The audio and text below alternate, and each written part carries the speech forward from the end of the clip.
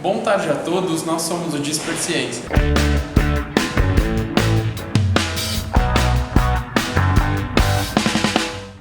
Hoje a gente vai apresentar um pouco do trabalho do André Strauss, que é aqui do Instituto de Biociências, do Laboratório de Arqueologia, Antropologia Ambiental e Evolutiva. O André acabou de ser coautor de duas publicações super importantes na área, na Cell e na Science, que são duas das revistas mais importantes de ciência no mundo inteiro. E esses trabalhos falam sobre as populações americanas e também sobre a nossa Luzia. Bom, é quase autoexplicativo, né? É o estudo genético de populações do passado, populações arqueológicas, entre aspas. Na prática, né, você extrai o DNA de ossos antigos, aí antigo pode ser desde do século passado, ou até, se for uma arqueologia do passado contemporâneo do século XX, até 10.000, Neandertal, enfim.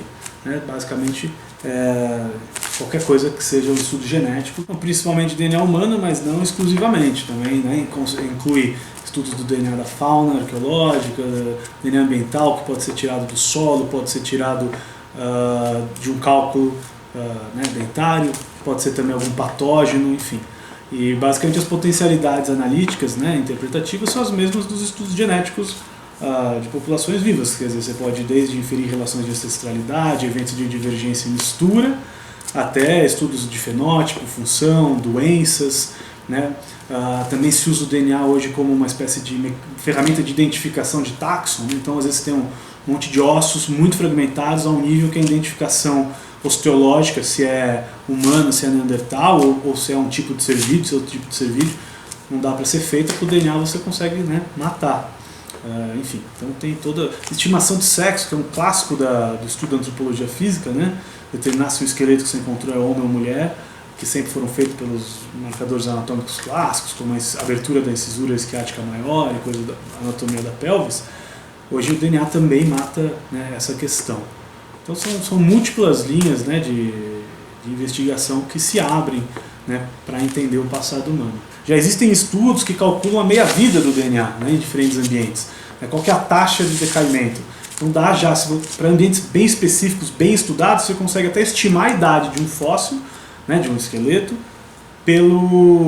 pelas frequências dos diferentes tamanhos de DNA. Isso já foi feito em alguns casos. Então, até o que eu conheço é 710 mil anos atrás.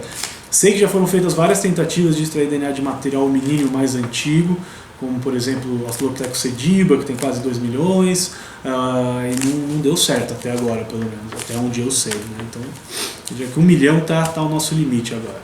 Os estudos dessa área de arqueogenética, especificamente, estão começando agora no Brasil. Então é super importante que a gente receba investimentos estatais, privados, qualquer tipo de investimento, para que a gente possa realizar escavações e aproveitar esse material, pegar o DNA e analisar, e até para a gente poder comprar também equipamentos que a gente não tem aqui no Brasil, para trazer expertise de como fazer esses experimentos genômicos, genéticos para os nossos alunos e também mandar eles lá para fora, para conversar com quem já sabe fazer isso. Por que gastar dinheiro com isso? Acho que o nível mais fundamental é reconhecer a importância de se conhecer a história da gente, da humanidade, como é que era no passado. Então, basicamente, mais uma ferramenta que vem se conjugar com tantas outras para a gente poder conhecer mais sobre como a gente vivia, tanto desses aspectos mais da história populacional, de onde viemos, onde misturou, mas também esses outros aspectos, às vezes de uma doença, de onde que a seleção atuou, onde que não foi seleção, e também até interesses mais francamente, vamos dizer assim, de uma biologia evolutiva, A gente consegue começar a entender com muito mais detalhes processos microevolutivos que levaram à diversificação da espécie humana, com esses tipos de informação. E além disso é uma técnica interessante de se ter o domínio, do ponto de vista, no fundo a técnica de extração de DNA antigo nada mais é que uma técnica de extração de um DNA deteriorado, de um DNA difícil de ser extraído e sequenciado, que aplica DNA antigo, mas também vai aplicar, por exemplo, ainda na pesquisa acadêmica, para espécimes de répteis e anfíbios que estão em formol, Então o professor Tyron Grant aqui da zoologia, por exemplo, já me contou como é difícil conseguir extrair o DNA desses espécimes que estão há décadas preservados em formol. também tem todo o interesse forense, né? Essa capacidade de você extrair DNA de ossadas de 60, 70 anos, contribuindo, né, muitas vezes para temáticas relacionadas à violência de Estado, direitos humanos, né? Então é uma técnica que é bom a gente ter um know-how disso aqui dentro da nossa universidade, dentro do nosso país. E a arqueogenética aqui no Brasil vem para colaborar muito com dados conflitantes e dados que vêm na mesma linha do que o Walter Neves publicou lá no começo dos anos 2000 sobre a população de Lagoa Santa, lá de Minas Gerais, que a Luzia foi símbolo. Walter Neves dizia um pouco sobre a migração para as Américas desse povo. E esses dois trabalhos publicados na Science da Cell mostram como essa população se miscigenou aqui dentro das Américas e sugerem alguns tipos de migração diferentes do trabalho do Walter Neves. Do ponto de vista da perspectiva aqui do Brasil, sempre essa expectativa em relação se o povo de Lagoa Santa tinha ou não uma conexão forte com populações não ameríndias. E a gente mostrou que majoritariamente não há, né? Contrariou um pouco essa expectativa. Ainda que tem um sinal em um indivíduo de 3% que tem uma conexão austroasiática.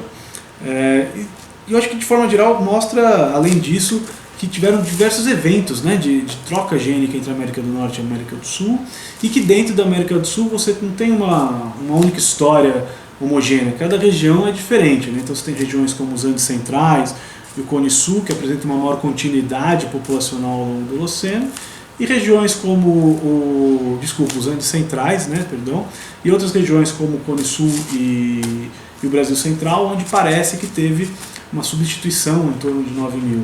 Tudo isso, né, cautelando que são dados absolutamente preliminares no sentido de que ainda tem muita coisa que a gente não conhece, né? No fundo, um pouco é o exercício da geografia lá no século XVI, né, de mapear um terreno desconhecido. Então, qualquer nova ilha que você encontra, que você coloca no mapa, já é uma nova descoberta em si que vai inclusive reorientar o seu olhar. Então a gente ainda está nessa fase onde basicamente cada novo genoma antigo traz uma nova informação que muda o que a gente sabia antes, né?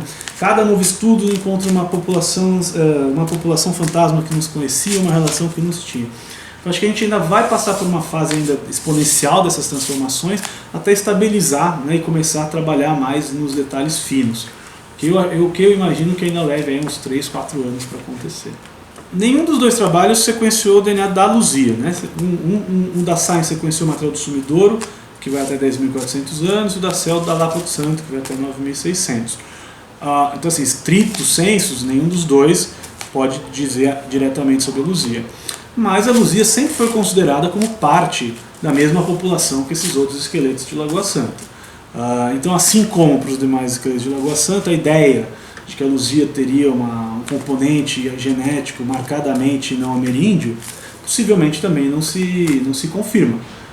Mas óbvio que não temos como ter certeza absoluta, porque o DNA da própria Luzia não foi extraído. A gente está começando um projeto, né, aprovado pela FAPESP, um projeto amplo que vai incluir desde a construção do primeiro laboratório de DNA antigo do Brasil, né? Então a gente tem essa preocupação de trazer esse know-how para a USP, de treinar alunos brasileiros, de envolver geneticistas brasileiros nesse processo, né?